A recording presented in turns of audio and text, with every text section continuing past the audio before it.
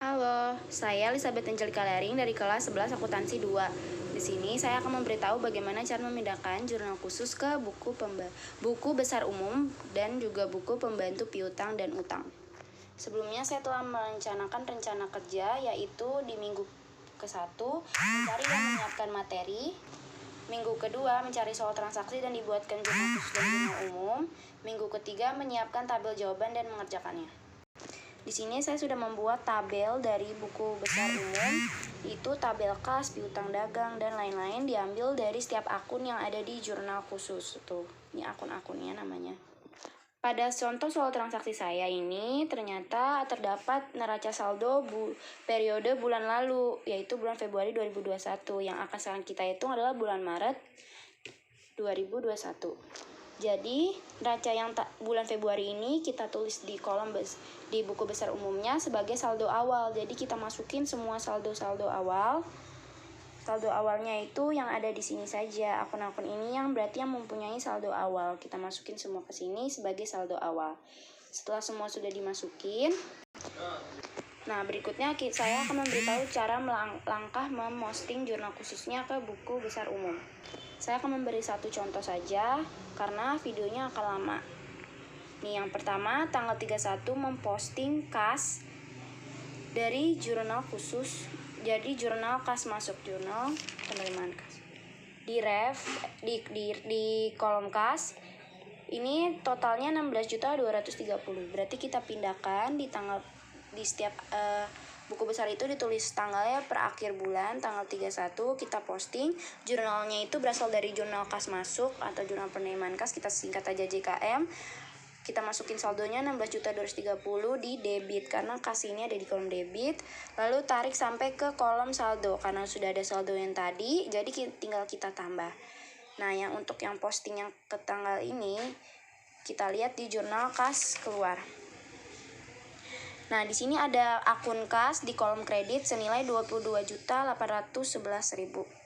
Lalu kita pindahkan, kita tulis keterangannya, posting, ref-nya adalah JKK, jurnal kas keluar, kita tulis nominalnya, lalu kita kurang karena ini tadinya di debit sekarang di kredit. Jadi sekarang totalnya buku besar umum kasnya saldonya tinggal 1.619.000.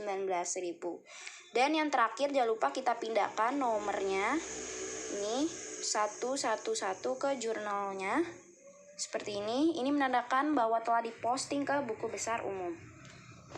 Nah, ini semua setelah saya posting sesuai dengan jurnal khususnya.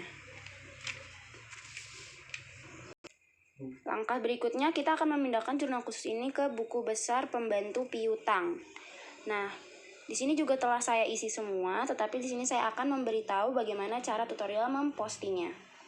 Karena tadi di soal sudah ada saldo awal, kita lihat di sini tanggal toko Usman tanggal 1 itu ada saldo awalnya 4.100. Nah, ini adalah saldo awal toko Yusman karena ini yang pertama kali masuk saldonya adalah 4.100. Berarti saldo awalnya dari toko Yusman adalah 4.100 di kolom debit ditarik sampai ke saldo.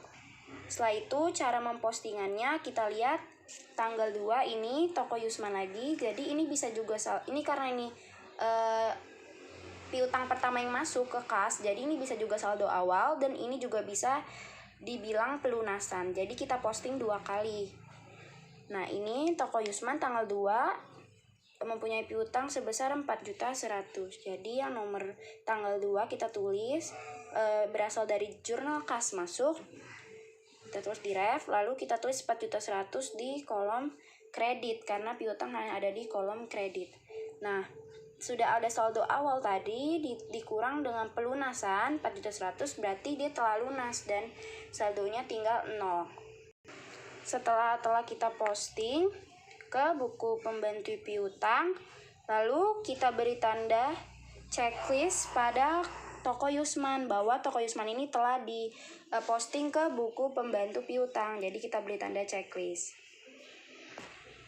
Nah, untuk toko-toko berikutnya juga sama.